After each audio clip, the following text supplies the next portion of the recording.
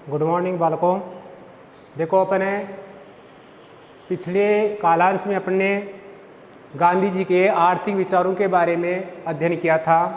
गांधी जी के आर्थिक विचारों में गांधी जी ने जो है यंत्र है उन यंत्रों पर निर्भरता को दुखदायी माना। उसके अलावा देखो आपके उन्होंने पूंजीवाद का भी विरोध किया।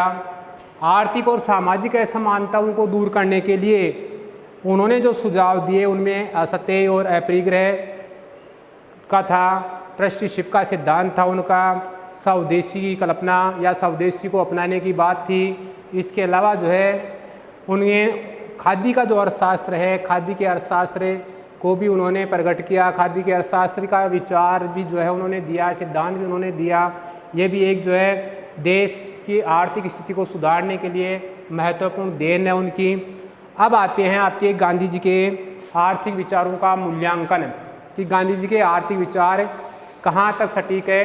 तो देखो गांधी जी के आर्थिक विचारों की बात करें तो विभिन्न जो विचारक है, आलोचक है, उन्होंने गांधी जी के आर्थिक विचारों की आलोचना की है। और आर्थिक विचारों की आलोचना किस आधार पर की है? तो अपने आज का जो बिंदु है वो गांधी जी के आर्थिक विचारों के मूल्यांकन का ही है। और मूल्यांकन का मतलब है यहाँ पर आलोचना। तो गांधी जी के आर्थिक विचारों की जो आलोचना है वो निम्नलिखित आधारों पर की गई है। पहली आलोचना का आधार है कि गांधी जी के ये आर्थिक विचार अव्यवहारिक है और ये मानव समाज की उसकी प्रारंभिक स्थिति में ले जाने वाले हैं। अव्यवहारिक क्यों है? क्योंकि आज की परिस्थितियों में ये लागू नहीं होते। पूर्ण रूप से लागू करना चाहें तो ये आज की परिस्थितियों में इनको नहीं अपनाया जा सकता। और अगर इनको अपनाया जाता है तो आलोचकों का मानना है कि ये मानव को या मानव समाज को जो है आपके प्रारंभिक स्थिति जो पुरानी स्थिति थी मानव की, जब तकनीकी विकास नहीं हुआ था, उस सभ्यता में या उस स्थिति में ले जाने वाले हैं। ये कह करके इनकी आलोचना की गई है। दूसरी ओर देखें तो देखो आपके ये जो मानव आपके गांधी जी के आर्थिक विचार है वो मानव की प्रकृति है, मानव की प्रकृति के एक पहलू एक पक्ष पर ही बल देते हैं, जबकि इसकी भौतिक आवश्यकताओं पर बल नहीं देते या भौतिक आवश्यकताओं की उपेक्षा करते हैं। तो आप जानते हैं कि गांधी जी ने नैतिकता पर ज़्यादा बल दिया है, तो गांधी जी ने मानव की नैतिक पक्ष पर बल दिया है। जबकि साथ साथ में देखो मानव की भौतिक आवश्यकताएं भी होती है, मकान है, गाड़ी है, ऐशो आराम की अन्य वस्तुएं हैं, ये चीज़ें भी जो है मानव की आज आवश्यकताएं हैं और इन आवश्यकताओं को गांधी जी क्या करते हैं? नकारते हैं।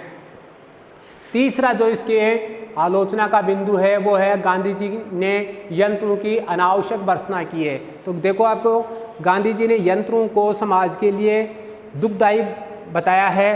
तो ये जो भर्त्सना की है, आलोचना की है यंत्रों की, वो आलोचना गलत है। क्यों? क्योंकि यंत्रों के जो आलोचना करके उन्होंने प्राकृतिक जो सिद्धांत है या प्रकृति का जो नियम है उस प्रकृति के नियम की भर्त्सना की है। गांधी जी ने यंत्रों की जो कमियां या बुराइयां उन्होंने यंत्रों में देखी है, वास्तविकता यह है कि ये बुराइयां यंत्रों के कारण नहीं होती है, बल्कि यंत्रों की व्यवस्था है, आपके उत्पादन और वितरण प्रणाली में की कमियां है या फिर नगरों की गलत योजना है, इनके कारण ये बुराइयां उत्पन्न होती है। जबकि आर्थिक, सामाजिक, राजनीतिक, नैतिक जो क्षेत्र है उनमें सुधार करके, यंत्रों की व्यवस्था में सुधार करके और आपके उत्पादन और वितरण प्रणाली में सुधार करके तथा नगरों के निर्माण की जो व्यवस्था है, नियोजन की जो व्यवस्था है, उसमें सुधार करके क्या किया जा सकता है? यंत्रों की बुराइयों को दूर किया जा सकता है, यंत्रों की कमियों को दूर किया जा सकता है, जिस बात पर गांधी जी ने ध्यान नहीं दिया। फिर है आपके चौथा है गांधी जी का खादी का जो सिद्धांत है उसकी भी जो है आलोचकों ने आलोचना की है। जो आलोचक मानते हैं कि गांधी जी का खादी का सिद्धांत वर्तमान परिस्थितियों में गलत है क्योंकि ये तकनीकी ज्ञान की उपेक्षा करता है। खादी का सिद्धांत हम अपनाते हैं तो हम चरखे से सूत काटना और ताने बाने पर कपड़ा बुनने तक ही सीमित हो जाएंगे, जबकि आज का युग तकनीकी युग है और तकनीकी युग में जो तकनीकी उपलब्धियां हैं, तकनीकी खोज है, उस क्षेत्र का जो ज्ञान है, तकनीकी खोज का ज्ञान है या तकनीकी ओर बढ़ने की जो बातें हैं, है ना, उन बातों की उपेक्षा करता है ये सिद्धांत। तो इस आधार पर आलोचना की गई है। जबकि हम इनका उपयोग करेंगे, यंत्रों का उपयोग करेंगे तो हमारा तकनीकी ज्ञान भी बढ़ेगा और तकनीकी क्षेत्र में नई नई खोज भी होगी। तो गांधी जी जो है आपके खादी के सिद्धांत के द्वारा मानव को क्या करना चाहता है, तकनीकी ज्ञान से वंचित करना चाहता है, ये कह करके भी जो है इसकी आलोचना की गई है।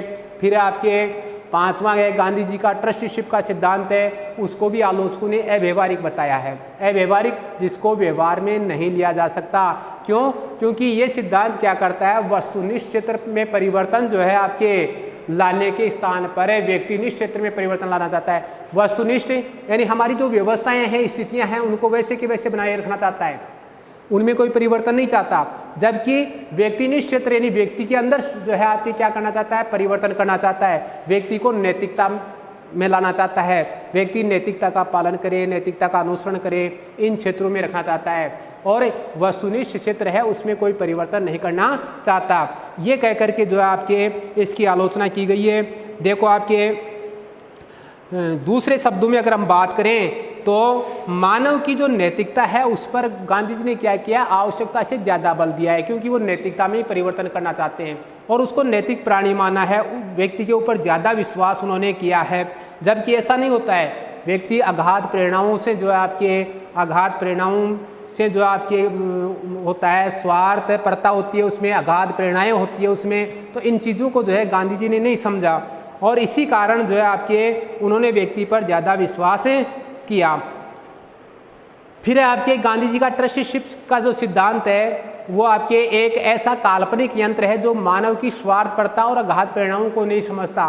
क्योंकि मानव स्वार्थी होता है, वो ट्रस्टी नहीं बनना चाहेगा, वो संपत्ति से स्वार्थ रखता है और संपत्ति को बनाए रखना चाहता है, भौतिक सुख सुविधाएं रखना चाहता है। इसलिए वो अपने किसी भी रूप में वो ट्रस्टी बनने की इच्छा नहीं रखेगा, अपनी नैतिकता में लगे। अगाध प्रेरणाएं व्यक्ति में ज़्यादा से ज़्यादा धन कमाने की, ज़्यादा से ज़्यादा विकास की, नाम की, इस प्रकार की अनेक जो है आपकी प्रेरणाएं होती है। और उन प्रेरणाओं को जो है गांधी जी ने नहीं समझा और ट्रस्टीशिप का सिद्धांत दे दिया। गांधी ने ये विश्वास किया गांधी जी ने कि व्यक्ति नैतिकता का अनुसरण करता है, इसलिए नैतिकता का अनुसरण करने के कारण वो क्या करेगा, अपनी संपत्ति का ट्रस्टी बने जाएगा और अपनी संपत्ति जो है समाज कल्याण में लगा देगा। लेकिन ऐसा नहीं है। गांधी जी ने आवश्यकता से ज़्यादा जो है इस बात पर बल दिया था और इसी कारण देखो आपके भारत में ही नहीं, आपके दूसरे देशों की बात करें तो दूसरे देशों को छोड़े तो उसके बजाय भारत में देखें तो भारत में देखो ट्रस्टीशिप का सिद्धांत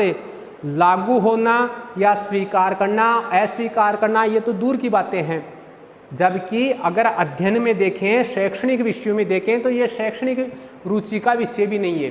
अर्थात इसमें पढ़ने में भी जो है विद्यार्थी है या समाज के लोग हैं रुचि नहीं लेते, क्योंकि वो उसको क्या मानते हैं, अनुपयुक्त मानते हैं। फिर देखो आपके सातवीं जो आलोचना है वो आपके सामाजिक संघर्ष की जो जटिलताएं हैं उनको भी गांधी जी ने सरल समझा। वास्तव में जो है ये इतनी सरल नहीं होती है, समाज में जटिलताएं होती है और इन जटिलताओं को जो है आपके गांधी जी समझने में असमर्थ रहे। इसी कारण उन्होंने जो है व्यक्ति की नैतिकता पर ज़्यादा बल दिया और साथ साथ में उन्होंने व्यक्ति की नैतिकता के आधार पर जो है उन्होंने जो मानवीय परिवर्तन होते हैं, व्यक्तिनिष्ठ परिवर्तन होते हैं, उन पर भी बल दिया और ट्रस्टीशिप पर भी बल दिया। जबकि अगर हम देखें तो समाज में जो संघर्ष है, संघर्ष की जटिलताएं हैं, वो जटिलताएं सरल नहीं है बल्कि जटिलताएं जटिली है। सामाजिक संघर्ष की जटिलताएं बहुत जटिल है, जिनको समझना आसान नहीं है, सरल नहीं है। अगला जो गांधी जी की जो है आपके आर्थिक विचारों की आलोचना का बिंदु है वो है आपके आठवां। गांधी जी के जो राज्य और सत्ता संबंधी विचार है ये भी विरोधाभासी है। क्यों है? क्योंकि देखो गांधी जी एक और तो राज्य को शंका की दृष्टि से देखते हैं। गांधी जी ये मानते हैं कि राज्य बल प्रयोग करता है, शक्ति का प्रयोग करता है, हिंसा का प्रतीक होता है, तो राज्य को हिंसा का प्रतीक मानते हैं। और दूसरी ओर ही गांधी जी राज्य को क्या करते हैं, आपके राज्य के हाथों में उद्योग रखना चाहते हैं। क्या रखना चाहते हैं? उद्योग। कौन से उद्योग? जो सार्वजनिक कल्याण के हैं। कहने का मतलब ये हुआ कि गांधी जी एक और तो राज्य को शक्ति या बल प्रयोग करने वाली संस्था मानते हैं, संगठित हिंसा का प्रतीक मानते हैं, और दूसरी ओर सार्वजनिक कल्याण के कार्य भी राज्य को सौंपना चाहते हैं। तो ये दोनों ही बातें नहीं हो सकती, दोनों ही बातें नहीं हो सकती, क्योंकि या तो राज्य को जो है आपके हिंसा का प्रतीक मानते हैं तो वो राज्य को कल्याणकारी कार्य नहीं देने चाहिए उनको, और अगर कल्याणकारी कार्य देते हैं तो उसे राज्य को कल्याणकारी संस्था ही मानना चाहिए।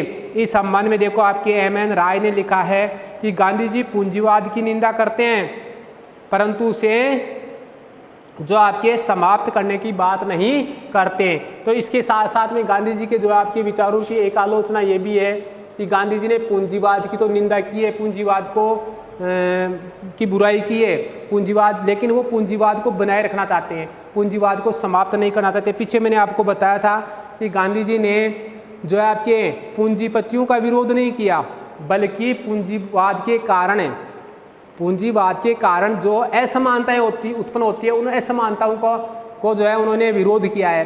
तो गांधी जी पूंजीवाद को बनाए रखना चाहते हैं, असमानताओं का विरोध करते हैं, जो कि संभव नहीं है। ये थे आपके गांधी जी के आर्थिक विचारों की आलोचना के प्रमुख बिंदु। इसके बाद में है आपके गांधी जी के राजनीतिक विचार कि राज्य संबंधी गांधी जी ने कौन से विचार रखे। तो आपके सभी जो विचारक है राजनीतिक व्यवस्था में, जो भी विचारक है, उन विचारकों ने अपने अपने आधार पर राज्य संबंधी विचार दिए थे। मार्क्स के विचारों में भी आपने राज्य और शासन संबंधी मार्क्स के विचार देखे थे, वैसे ही गांधी जी ने भी राज्य संबंधी विचार प्रकट किए हैं। हालांकि गांधी जी की बात करें तो गांधी जी के बारे में देखिए आपकी गांधी जी ने अपने आदर्श अहिंसक समाज की रूपरेखा स्पष्ट रूप से तैयार नहीं की थी, अर्थात उन्होंने किसी आदर्श और अहिंसक समाज की जो रूपरेखा है वो स्पष्ट रूप से तैयार नहीं की।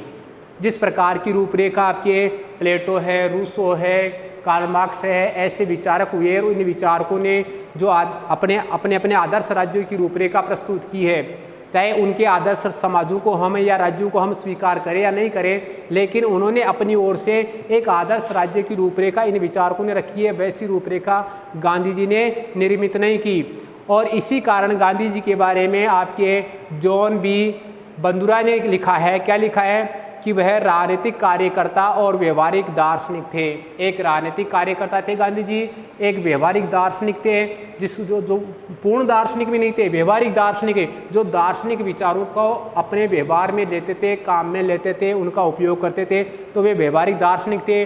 वह सिद्धांत निर्माता नहीं थे। कौन? गांधी जी सिद्धांत निर्माता नहीं थे, इसलिए उन्होंने किसी आदर्श और अहिंसक जो राज्य है उसकी स्पष्ट रूपरेखा तैयार नहीं की। रूपरेखा तैयार करने का कार्य कौन करता है? कोई राजनीतिक जो सिद्धांतकार होता है, राजनीतिक सिद्धांत निर्माता होता है, वो ही क्या करता है, अपने विचारों की एक स्पष्ट रूपरेखा तैयार करता है। तो गांधी जी ने भी जो है आपके आदर्श अहिंसक जो समाज है, राज्य है, उसकी रूपरेखा तैयार नहीं की। क्यों नहीं की? क्योंकि वे सिद्धांत निर्माता नहीं थे।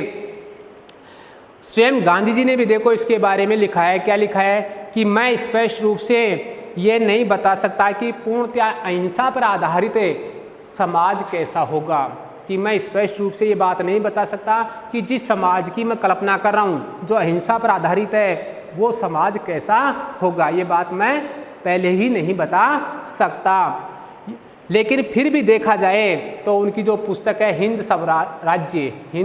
स्वराज्य, ये जो है आपके महात्मा गांधी की पुस्तक है हिंद स्वराज्य, और उनके द्वारा समय समय पर जो भाषण दिए गए, लेख लिखे गए, वक्तव्य जो है प्रकट किए गए, बैठकों में जो है उन्होंने जो विचार व्यक्त किए, तो इन सब विचारों से उनके आदर्श समाज की कल्पना की जा सकती है कि वो कैसे समाज की स्थापना करना चाहते थे। तो देखो आपके गांधी जी के जो विचार थे, उनके लेख थे, वक्तव्य थे, बैठकों में व्यक्त किए गए विचार है, उन विचारों से उनके आदर्श राज्य की हम कल्पना कर सकते हैं। लेकिन यहाँ पर एक बात समझ लेना और भी जरूरी है। क्या समझ लेना जरूरी है? कि गांधी जी का जो व्यक्तित्व था वो निरंतर विकसित होने वाला था, यानी निरंतर विकसित हो रहा था, और उनका जो तरीका था किसी चीज़ को समझने का, प्रकट करने का, व्यवहार में लेने का, ये तरीका उनका जो है निगमनात्मक था, साथ साथ में जो को आपके प्रयोगात्मक था, यानी प्रयोग के आधार पर जो है वो किसी चीज़ को स्वीकार करते थे। व्यवहारिकता, जो चिंतन करते थे, विचार दूसरे विचारकों से ग्रहण करते थे, या जो अपने अनुभव होता था उस अनुभव में जो भी घटनाएं घटी उन घटनाओं को जो है प्रयोग में लेते थे, और फिर वो सत्य पर खरी उतरती तभी उनको जो है काम में लेते थे या अपनाते थे। तो व्यवहारिक थे, पहले व्यवहार में लेकर के फिर ही जो है सिद्धांत या कोई वक्तव्य व्यक्त करते थे। साथ साथ में संकलनवादी थे कि अपनी जो भी ज्ञान है, अपना जो भी ज्ञान है उसका वो क्या करते थे, संकलन करते थे। अपने सिद्धांत है, ज्ञान है ना, या व्यवहार में जो भी उनको प्राप्त हुआ उन सब चीज़ों को वो क्या करते थे, संकलित करते थे, इकट्ठा रखते थे या उनका जो है अन्य विचारों में जो उपयोग करते थे, तो संकलनवादी थे। गांधी जी के विचारों में देखो आपके किसी एक शास्त्र का ही जो है संकलन नहीं किया या एक ही शास्त्र को जो है उन्होंने अपने सिद्धांतों में नहीं अपनाया, बल्कि वो सभी जो शास्त्र थे, चाहे आपके आध्यात्म शास्त्र हो, चाहे नैतिक शास्त्र हो, चाहे अर्थशास्त्र हो, समाजशास्त्र हो, चाहे आपके नीति शास्त्र हो, इन सब के विचारों का मिश्रण उनके विचारों में मिलता है। क्यों? क्योंकि वो जो है आपके इन सब शास्त्रों को अलग अलग नहीं मानते थे, वो इन सब को एक ही मानते थे। इस कारण उनके जो राजनीतिक विचार है वो राजनीतिक विचार आध्यात्मिकता पर आधारित है, क्योंकि उन्होंने सभी जो आपकी जो नैतिक शास्त्र है, नीति शास्त्र है, समाज शास्त्र है, राजनीतिक शास्त्र है, इन सब को उन्होंने क्या किया, एक ही माना है। और एक ही मानने के कारण उनके जो राजनीतिक विचार है वो किस पर आधारित है, आध्यात्मिकता पर आधारित है। गांधी जी ने देखो आपके अपनी जो आदर्श शासन व्यवस्था में राज्य के जो हिंसक और बल पर आधारित किसी भी स्वरूप को स्वीकार नहीं किया।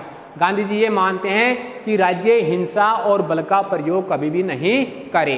तो गांधी जी किसी भी राज्य को या किसी भी रूप में राज्य का रूप हिंसक और बल पर आधारित नहीं होना चाहिए, इस बात को तो स्वीकार करते हैं, लेकिन अपने आदर्श व्यवस्था में राज्य के हिंसक और बल पर आधारित किसी भी जो स्वरूप है उसको स्वीकार नहीं करते।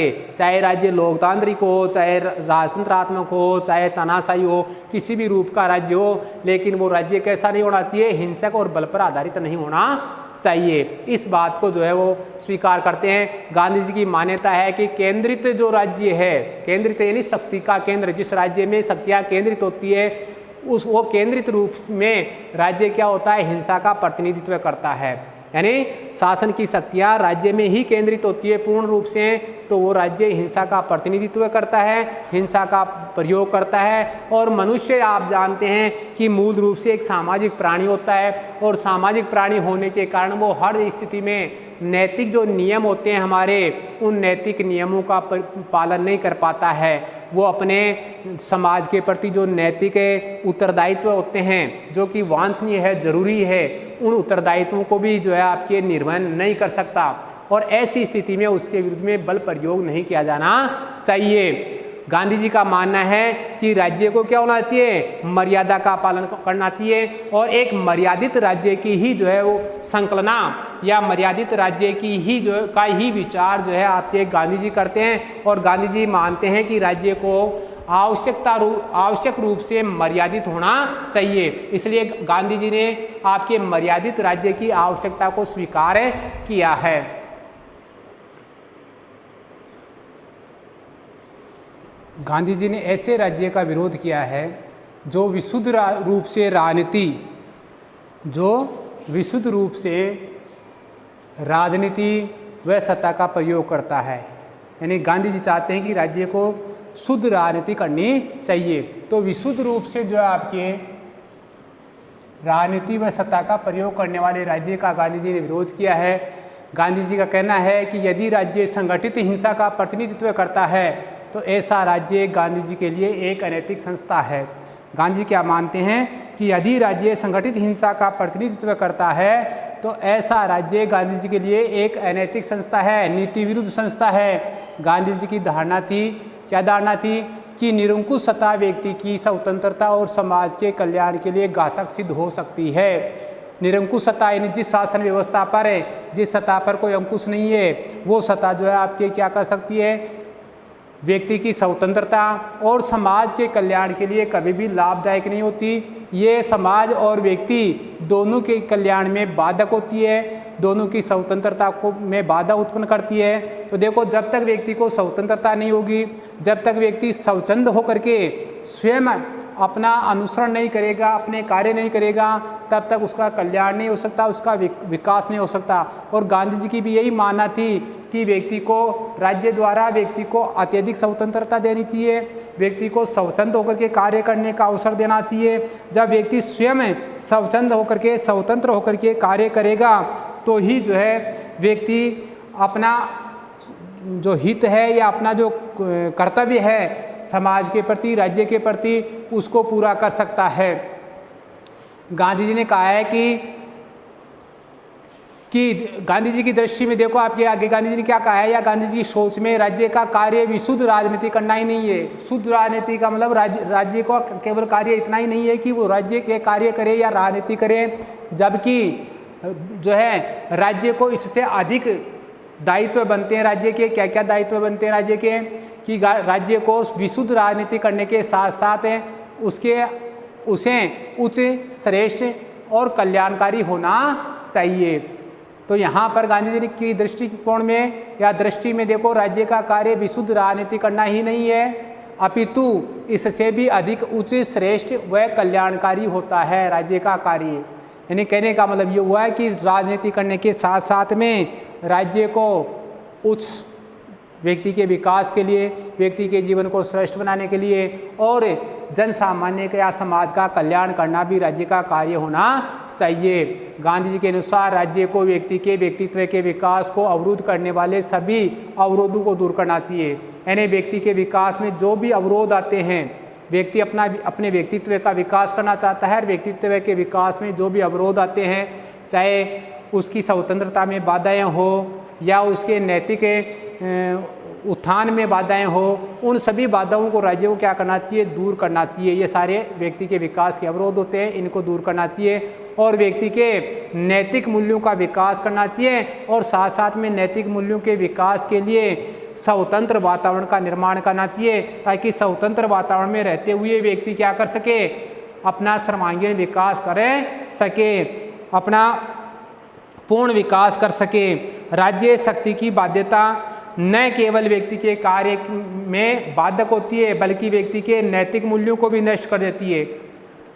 गांधी जी क्या कहते हैं कि अगर राज्य के पास में शक्ति है, राज्य शक्ति का प्रयोग करता है, तो राज्य की शक्ति जो है व्यक्ति के कार्यों में ही बाधक नहीं होती है, बल्कि व्यक्ति के नैतिक मूल्यों को भी नष्ट कर देती है। इसलिए वे चाहते हैं कि राज्य को क्या करना चाहिए, शक्ति का कम से कम प्रयोग करना चाहिए और व्यक्ति को अधिक से अधिक स्वतंत्रता प्रदान करनी चाहिए, ताकि व्यक्ति जो है स्वतंत्र होकर के स्वैच्छिक रूप से स्वतंत्र वातावरण में अपना विकास कर सके और अपनी नैतिकता या नैतिक मूल्यों को निर्मित कर सके, बना सके, उनका पालन कर सके।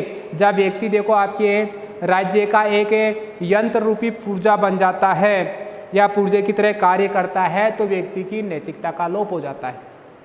जब व्यक्ति राज्य का एक यंत्र बन जाता है या यंत्र के पुर्जे के रूप में कार्य करने लग जाता है, तो ऐसे में व्यक्ति की नैतिकता का क्या हो जाता है, लोप हो जाता है, नैतिकता समाप्त हो जाती है। इसलिए गांधी जी चाहते हैं कि नैतिकता के विकास के लिए राज्य को ज्ञानपूर्वक और कर्तव्यपूर्वक क्या करना चाहिए, व्यक्ति को स्वतंत्रता प्रदान करनी चाहिए। व्यक्ति के मार्ग में, व्यक्ति के व्यक्तित्व के मार्ग में आने वाले जो अवरोध है उनको दूर करना चाहिए। गांधी जी ने राज्य की शक्ति को हमेशा ही क्या किया, आपके शंका की दृष्टि से देखा है क्योंकि आपने जो कुछ अभी बताया मैंने उसके आधार पर निर्धारित किया है कि राज्य जो है आपके व्यक्ति के मार्ग में आने वाले अवरोधों को अगर दूर नहीं करता है तो भी नैतिकता का लोप हो जाता है। राज्य अगर मान लो व्यक्ति को पुर्जे के रूप में काम में लेता है तो भी जो है व्यक्ति की नैतिकता का लोप हो जाता है। राज्य अगर संगठित शक्ति का उपयोग करता है तो भी व्यक्ति को स्वतंत्रता नहीं मिलती है और उसका व्यक्तित्व का विकास नहीं हो पाता है। इस कारण ये ऐसे सभी बहुत सारे कारण हैं जिन कारणों से राज्य को शक्ति प्रदान नहीं करना चाहते गांधी जी।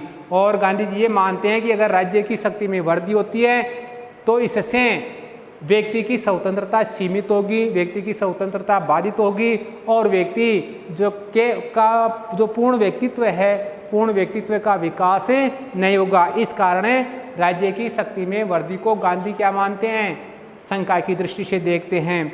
गांधी जी राज्य को आम आदमी के दैनिक जीवन से बाहर की संस्था मानते हैं, दैनिक जीवन की संस्था नहीं मानते हैं बल्कि दैनिक जीवन से बाहर की संस्था मानते हैं। वह व्यक्तिगत पहल और स्वैच्छिक नैतिकता को व्यक्ति, समाज और संपूर्ण मानवता के लिए श्रेष्ठ मानते हैं कि प्रत्येक व्यक्ति स्वच्छंद रह करके, स्वतंत्र होकर के कार्य करे तो ही जो है आपके मानव का, समाज का, व्यक्ति का जो है आपके संपूर्ण विकास होगा और ये मानवता के लिए श्रेष्ठ होगा।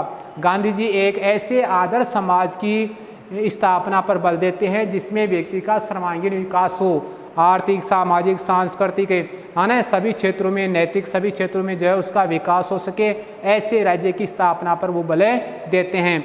गांधी जी ने देखो ऐसे समाज की कल्पना की है जो समाज शोषण रहित हो, जिसमें आपके मजदूरों और पूंजीपतियों के बीच में, किसानों और जमींदारों के बीच में किसी प्रकार का संघर्ष न हो। ऐसे समाज की जो है गांधी जी ने स्थापना करने की बात की है, या ऐसे समाज की स्थापना की कल्पना उन्होंने की है।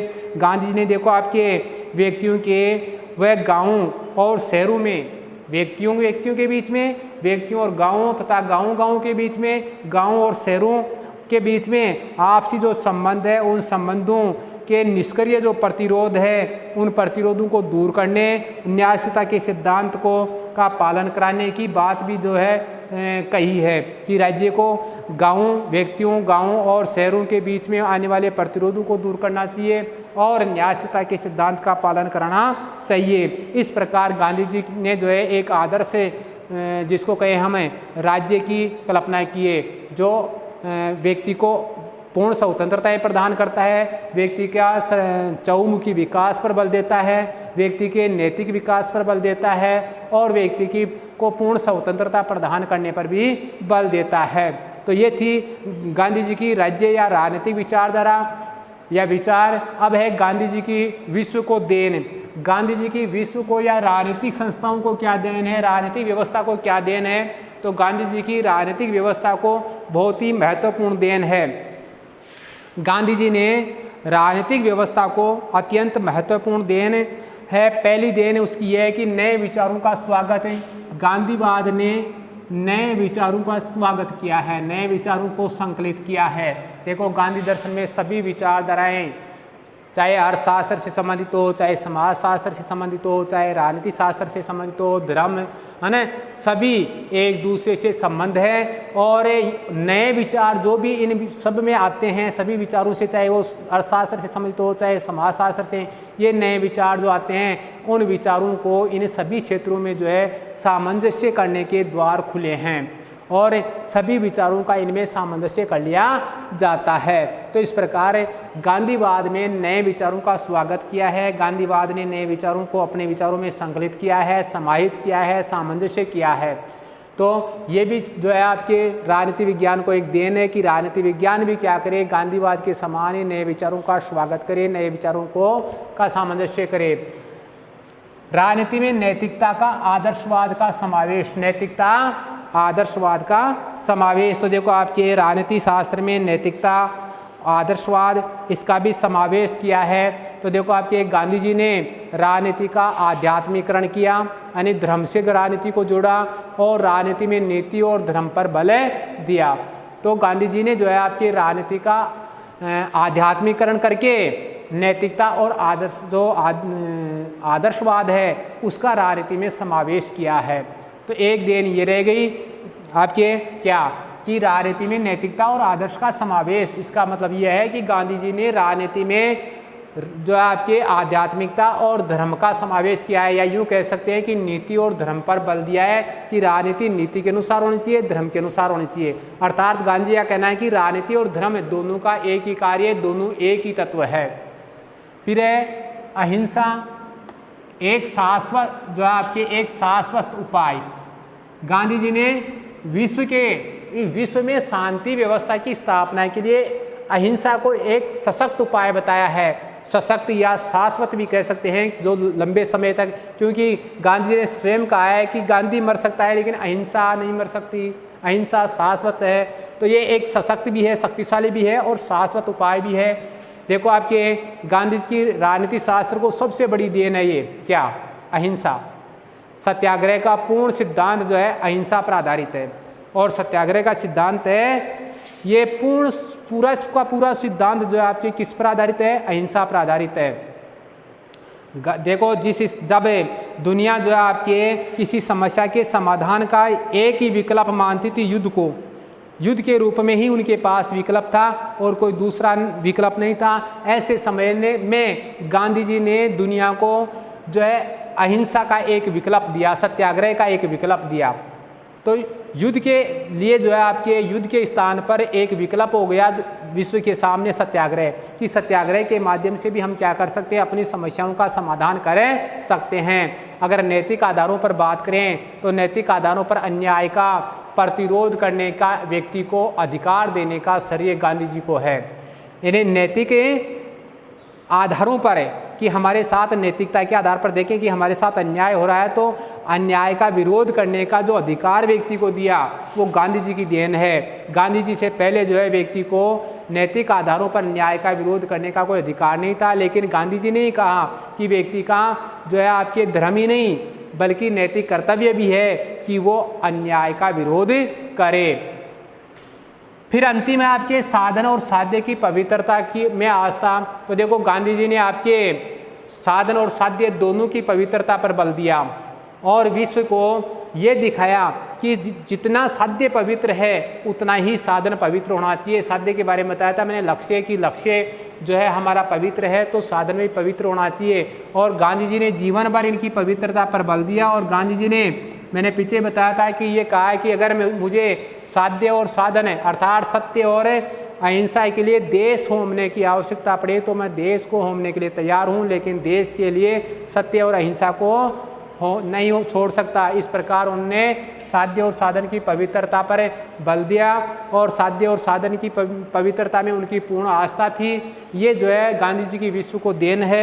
आप जब नोट्स उतारते हैं तो थोड़ा ध्यान रखें कि जो बातें हमने जगह के अभाव के कारण तुरंत जो है आपके जो बिंदु लिखा पॉइंट लिखा उसके सामने से ही उसका वर्णन करना शुरू कर दिया। आपको लाइन छोड़नी है। एक तो जो पहले बताया हुआ है आपको कि आपको नोट्स कैसे लिखना है या अपना होमवर्क कैसे करना है उसी तरीके को आपको काम में लेना है। जैसे मैंने गांधी जी की विश्व को देन, अब यहाँ पर मैंने ये जो विचार बोले बात बोल करके समझाया वो नहीं लिखा यहाँ पर कि जो है आपके राजनीति विज्ञान को गांधी जी की महत्वपूर्ण देन को निम्न रूप में देख सकते हैं या निम्न प्रकार से समझ सकते हैं।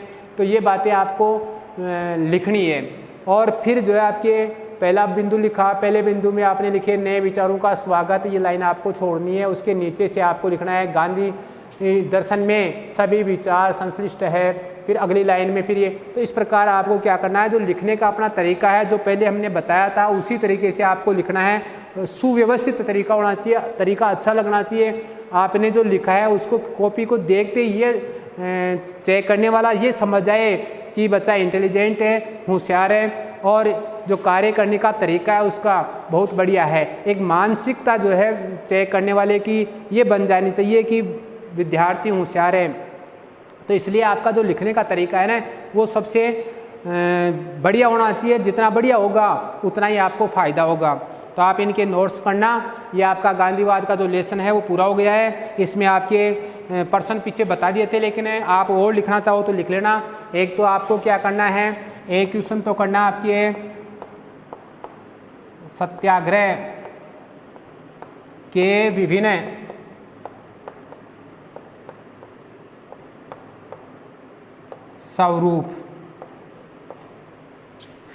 स्वरूपों का वर्णन कीजिए।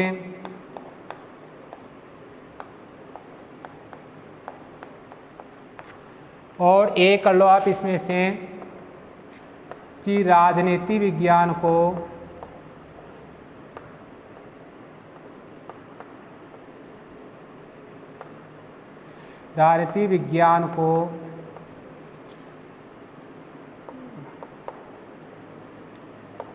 गांधी जी की देन बताइए।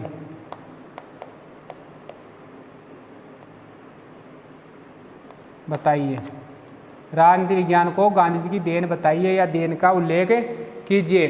तो ये 2 क्वेश्चन आपके इसमें से करने हैं। पीछे जो क्वेश्चन बता दिए वो भी आपको करने हैं।